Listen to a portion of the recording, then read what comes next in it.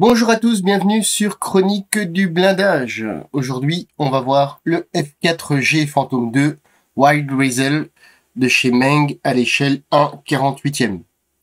Alors, on a l'habitude de voir pas mal de fantômes. Dernièrement, on a eu le Tamiya que j'ai monté en vidéo.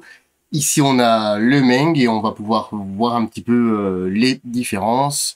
Surtout que le Tamiya, c'était déjà du très très haut niveau. Allez, on va voir la notice de montage. La notice de montage, un format un peu plus petit que du A4 sur du papier glacé, donc vous savez déjà qu'il va y avoir des reflets. Les licences Boeing, l'échelle 1/48e et la marque Meng. Les précautions d'usage, toujours les précautions d'usage, les outils. Et on commence directement avec, on va mettre ça un petit peu plus près, voilà. Voilà, réglage de dernière minute. Et on commence avec le cockpit. Alors vous voyez, la baignoire est en une seule pièce et tout ce qui est panneau de commande, c'est des pièces rapportées. C'est toujours bien pour la peinture. Ensuite, on installe les cloisons, les diverses manettes. Au niveau des tableaux de bord, on a des pièces aussi qui sont rapportées, hein, bien évidemment, avec les décals. Au niveau des couleurs, vous avez les couleurs qui se trouvent juste ici. Ensuite, on met les parois latérales du cockpit et on installe le cockpit dans le fuselage. Et là, on installe sur le côté les baies qui peuvent rester, enfin du moins celle-ci peut rester ouverte ou fermée. Ensuite, l'arrière, ça ressemble un petit peu au Tamiya. Alors, on a deux pièces en photodécoupe, c'est les deux seules de la maquette. On a ce système de rotation hein, pour pouvoir faire pivoter les gouvernes de profondeur arrière. On a quelques indications à ne pas coller, à utiliser de la cyanocrylate. Et ensuite, à l'étape 7, on est occupé sur les baies de train avec la structure. Et là, on a le dessous de l'avion. Alors, c'est une découpe, hein, comme je viens de le dire, qui ressemble assez fort à du Tamiya, puisque je pense qu'on est presque à ce qui peut être mis au niveau de la découpe du fantôme. La baie avant avec quelques petits détails, on verra ce que ça donne sur le plastique. Ensuite, les couloirs d'air, les réacteurs et les ailes. On assemble les deux parties, hein, supérieure et inférieure. Les entrées d'air. Alors les entrées d'air, vous voyez, c'est toujours le même système que même le plus ancien de chez Academy, le Tamiya. Il y a toujours ces entrées d'air qui sont mises comme ça. Alors je pense que techniquement, c'est pas possible de les faire autrement. Ça voudra dire qu'il faudra bien tomber pile poil, même avec le Tamiya. Moi, j'ai dû mastiquer pas vraiment beaucoup, mais un tout petit peu quand même, pour un kit de nouvelle génération. Ensuite, on vient installer les flaps hein, qui peuvent rester en position normale ou abaissée. La perche d'avitaillement. Les cuillères, encore une fois, dans le même esprit que Tamiya. Les pétales sont découpés pour venir faire la couronne. Ensuite, la dérive. L'ouverture pour le parachute. Et les bords d'attaque, hein, même chose, les bords d'attaque. Par contre, là, c'est un peu plus détaillé que le Tamiya, hein, systématiquement, puisqu'il y a les petites pièces ici qu'on n'a pas du tout dans le Tamiya. Les trappes, alors on nous signale que l'intérieur des trappes doit être mis en rouge, si vous les laissez ouvertes. Même chose. Et on a le train de roue, avec sa porte et les roues qui sont à encoller en deux demi-parties. Ensuite, on fait la même chose sur l'avant avec les trains d'atterrissage principal, les vérins et ainsi de suite. On s'occupe des différentes trappes, le radome, une entrée d'air. Ensuite, les réservoirs à carburant, les pylônes, voilà, les pylônes. Et on commence avec l'armement. Alors, les AGM 88, on en a deux. Les AGM 65, on en a 6. Les AGM 78, on en a 2. l'AIM 7M, on en a 4. La NALQ 119, il n'y en a qu'un seul. Le 131 aussi. Et ensuite, on nous montre un petit peu ce qui est possible au niveau des emports. Alors moi, personnellement, au niveau des emports, je préfère avoir une coupe de l'avion et le système d'emport sur le dessous. Puisqu'ici, à chaque fois, on a des flèches, il faudra absolument pas se tromper de ce qu'on veut mettre. Alors, je pense qu'on va mettre presque tout, hein, mais du moins, c'est comme ça. Alors, les sièges, par contre, se font presque en fin de montage. Alors, vous voyez, il n'y a pas de harnais, il n'y a pas de harnais dans la boîte.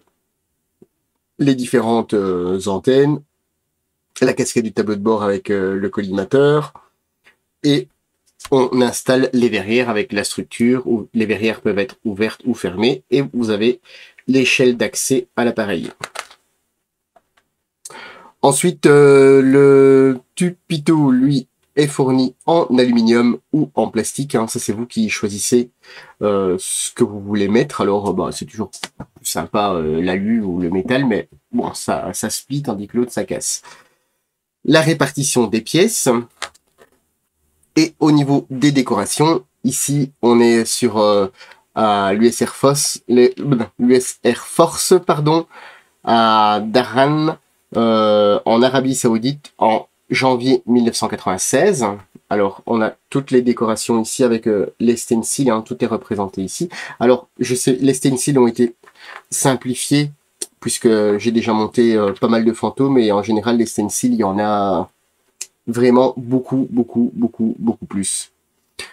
Ensuite, ici, on est sur à Incirlik, en Turquie, en mars 1991. Alors, on est toujours sur le Weasel. Hein.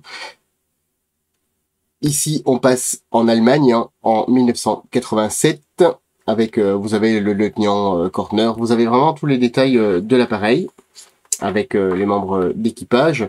Et ensuite, vous avez en fin de notice les références pour mettre les stencils au niveau de l'armement, ainsi que les couleurs. Alors les couleurs, elles sont ici.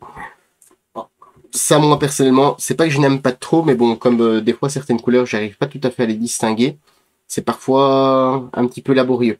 Alors j'aurais préféré quand même un petit numéro et de se référer à ce numéro. Après, ça, n'est que mon avis. Alors, les masques sont fournis dans la boîte, hein, c'est un bon point.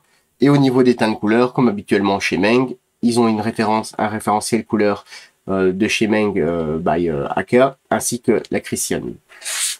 Et on en a terminé avec la notice de montage. Maintenant, on va passer à ce qui vous intéresse le plus, les grappes. Alors, le haut du fuselage, l'appareil presque entier, en fait, hormis les ailes, est en une seule pièce, hein.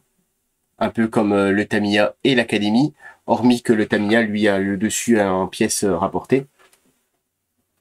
Alors, on peut voir qu'on a affaire à une très belle structure. Alors, il n'y a pas de flash, il n'y a pas de retrassure, les rivets sont bien marqués.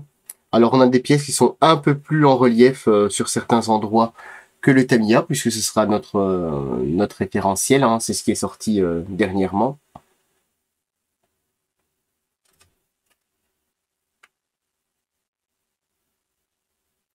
Alors, moi, personnellement, j'ai analysé, hein, ce qui est tout à fait logique avant la vidéo.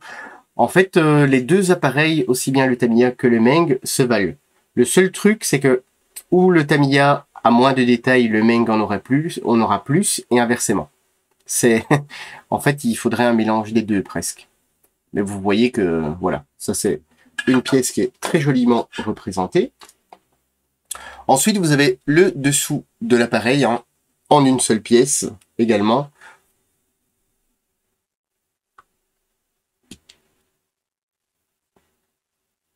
Alors la gravure, elle est vraiment bien nette, elle n'est pas trop profonde, elle est, je dirais, comme il faut, dans le sens où vous n'allez pas stresser tout au long de la peinture pour mettre une couche un peu trop importante pour camoufler tous les détails. On a une très belle gravure. Alors à l'intérieur, on a des structures hein, qui sont faites pour justement empêcher que ça plie ou autre. On a les entrées d'air hein, qui sont des pièces rapportées. Alors, même chose.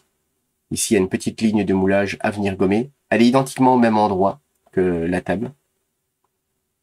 Il y a des pastilles d'éjection à l'intérieur aussi. Identiquement la même chose. Alors, je pense que c'est vraiment une conception de moule, ces entrées d'air. Alors, ici, on a ce qui vient sous le nez. Alors, vous voyez une petite ligne de moulage, hein, mais uniquement sur cette partie, pas sur l'entièreté de la pièce.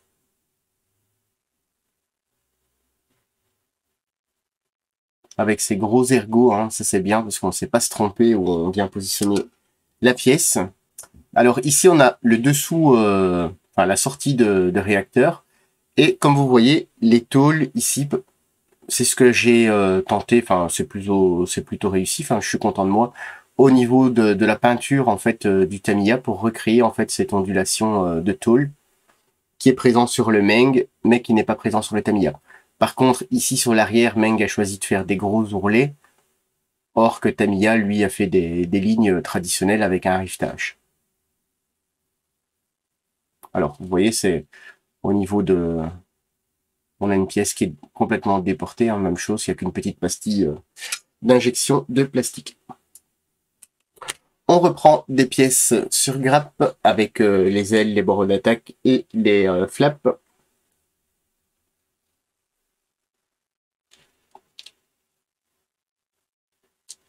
Encore même chose, hein, vous voyez sur la caméra, on voit bien les différentes épaisseurs de gravure.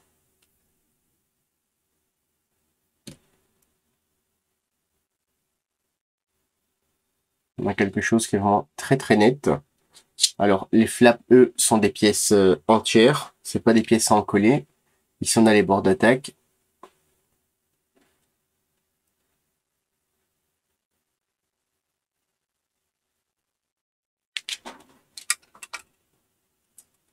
Ensuite, sur cette autre grappe, hop là, on a l'échelle d'accès, des pièces qui vont dans le cockpit. Alors on a ici pour les puits de train, on a des pylônes, les tableaux de bord, enfin du moins un tableau de bord de ce côté, on a la casquette du cockpit qui est ici, on a les consoles latérales du cockpit qui se trouvent ici. Non, celle-là ce n'est pas les latérales, je dis des bêtises. Celle-ci c'est les consoles en pièces rapportées, le palonnier, le deuxième palonnier.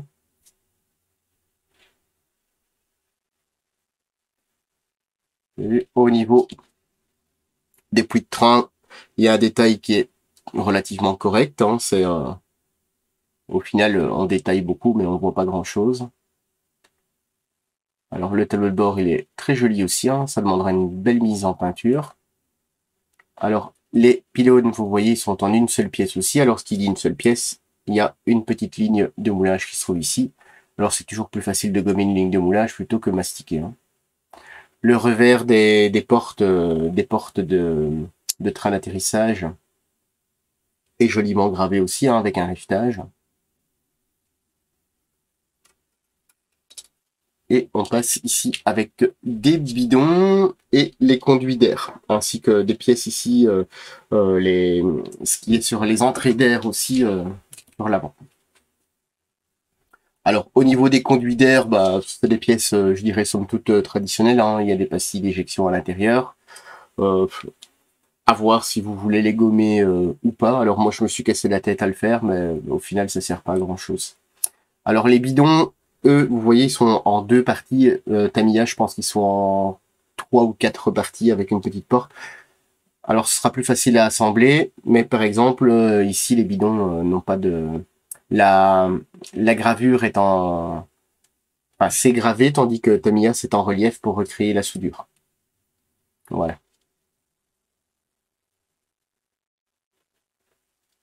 Vous voyez, tout ici, par exemple, c'est tout de la gravure. Hein. Alors c'est beaucoup plus facile pour venir poncer et mastiquer plutôt que de refaire en relief. Vous n'avez pas le choix, hein, vous devez faire sauter tout le cordon et le refaire entièrement. Alors ici, on a différentes pièces aussi hein, qui sont très belles. Alors, deux grappes comme ceci avec les réacteurs, sortie de réacteurs ou siège. Alors, sortie de tuyère, c'est la même, comment dire, c'est la même conception que le thème. Par contre, elles sont un peu plus fades, hein. Elles sont beaucoup moins détaillées. C'est juste une structure simple que les Tamiya sont un peu plus travaillées. Après, maintenant, il y a différentes sorties de réacteurs, mais je trouve qu'elles sont relativement simplistes. Alors ici, au niveau du siège, on a quand même de jolis détails, hein. On a la roue ici, une des roues avant qui est en une seule pièce, hein. Il n'y a pas de méplat. Alors ici, on a les roues. Il n'y a pas de méplat non plus, c'est deux parties en collé. Alors la même chose que le Tamiya, hein. L'idéal, c'est si vous voulez faire quelque chose de vraiment bien, vous les changez. En plus, ça coûte pas vraiment grand-chose. L'intérieur des réacteurs, hein, on a une belle forme avec toutes ces espèces de panneaux. Ici, vous avez l'intérieur des tuyères. Par contre, l'intérieur est beaucoup plus détaillé, je trouve. Enfin, c'est pas que c'est pas détaillé, hein, mais voilà. Pour moi, ça me manque un peu de, voilà, ça manque un petit quelque chose.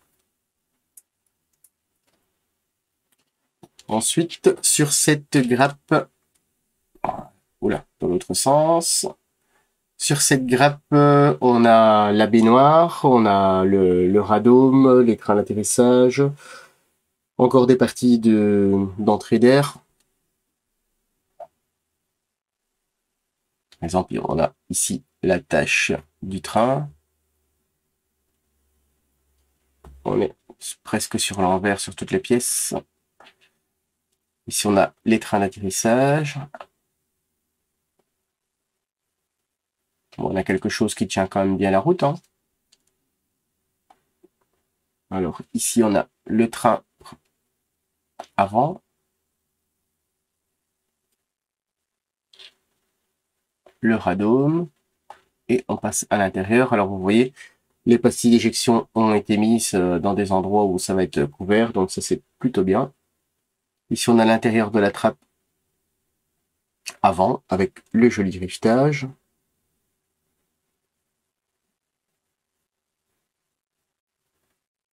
On a les différentes portes de train, pas de pastille d'éjection, hein. Ici, vous l'avez, mais ça va être masqué. L'autre côté des jambes de train. Ici, vous avez les freins, enfin les aérofreins.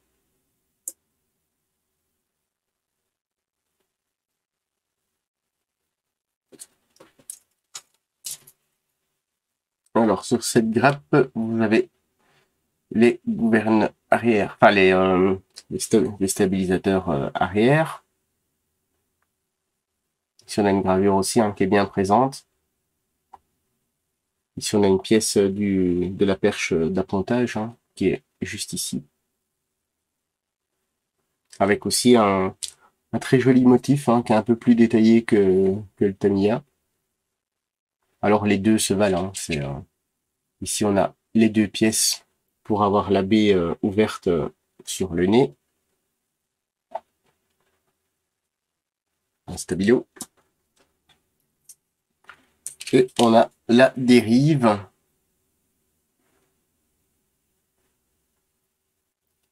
Qui est différente avec le Fantôme G, le Fantôme E et autres. On a le deuxième tableau de bord. Très belle pièce aussi. Et ensuite, on passe à l'armement. Alors, bien évidemment, ici, on l'a 6 fois, hein, comme annoncé.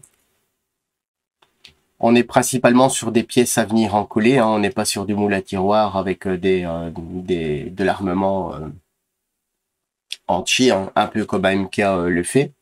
Malgré tout, on a quand même de très belles pièces, hein. Alors ici, nous l'avons 4 fois. Alors ici, on est sur du moule à tiroir, hein. Vous voyez, il y a une ligne de moulage ici à venir gratter.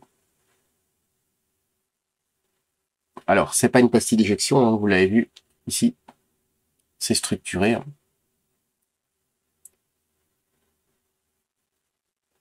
Les ailettes.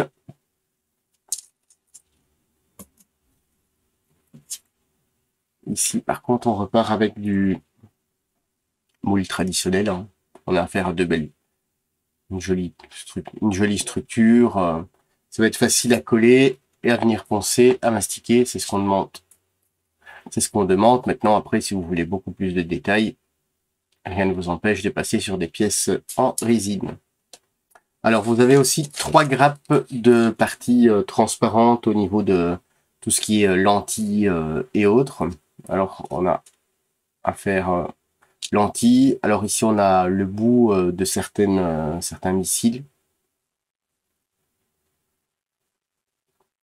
C'est pour ça qu'on a 3 grappes. Au niveau de la grappe de partie vitrée, alors ici, on a quelques lentilles aussi. Alors, on a ici des verrières qui sont vraiment très limpides. Vous voyez, elles sont vraiment bien protégées. Par contre, il y a quand même une ligne de moulage qui se situe en plein milieu, hein. C'est dommage, oui et non, hein, dans le sens où c'est relativement facile à gommer. Au niveau des 2 pièces en photodécoupe qui viennent se mettre sur les gouvernes de profondeur arrière, vous voyez, c'est de la photodécoupe qui est déjà pré-découpée, hein, il n'y a pas de tenon. Et ici, vous avez le tube pitot qui est en aluminium tourné. Ensuite, vous avez les masques. Alors, ils sont posés sur un film plastique et ils sont prédécoupés, hein, comme tous les masques. Mais ici, vous avez plus qu'à les prendre. Vous ne devez pas vous acharner dessus. Hormis pour les roues où lui, il y a encore le double cerclage à l'intérieur. Alors, c'est plutôt pas mal et en même temps, ça change. On voit pas ça souvent. La planche de décalcomanie. Alors, on a quand même une belle planche, hein. Vous voyez, au niveau de la grandeur. On a une belle planche qui est imprimée par cartographe, hein. En général, c'est gage de qualité. Et comme vous voyez, hein, c'est une très belle impression. Les couleurs sont jolies. Il n'y a pas de bavure. Ici, on a tout ce qui est pour tableau de bord et console. Et si vous voulez pas vous prendre la tête à peindre les consoles séparément, c'est vraiment plutôt joli, hein. Avec un très bon assouplissant, et après vous venez retravailler sur le dessus de la décale, ça posera aucun problème.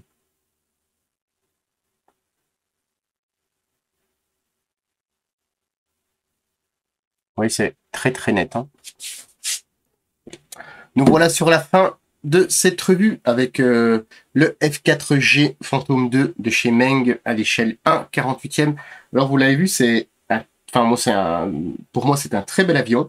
La gravure elle est magnifique, il y a beaucoup de détails, il y a beaucoup de choses à faire comme toujours, hein, si vous voulez pousser les détails, mais vous avez vraiment quelque chose qui est déjà vraiment très très très joli en sortie de boîte. La seule chose qui manque, et c'est obligatoire pour un jet, pour un avion à réaction moderne et surtout avec de très grandes verrières, c'est tout simplement les harnais.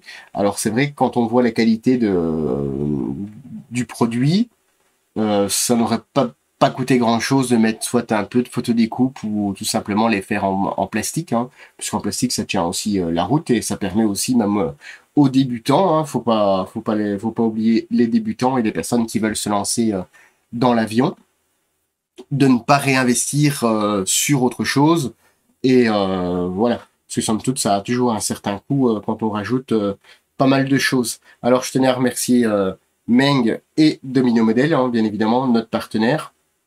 Alors, sachez qu'il y a plusieurs versions hein, chez Meng du Phantom, qui sont sortis presque en même temps. Alors, allez jeter un petit coup d'œil. Et moi, je vous dis à très bientôt sur Chronique du blindage.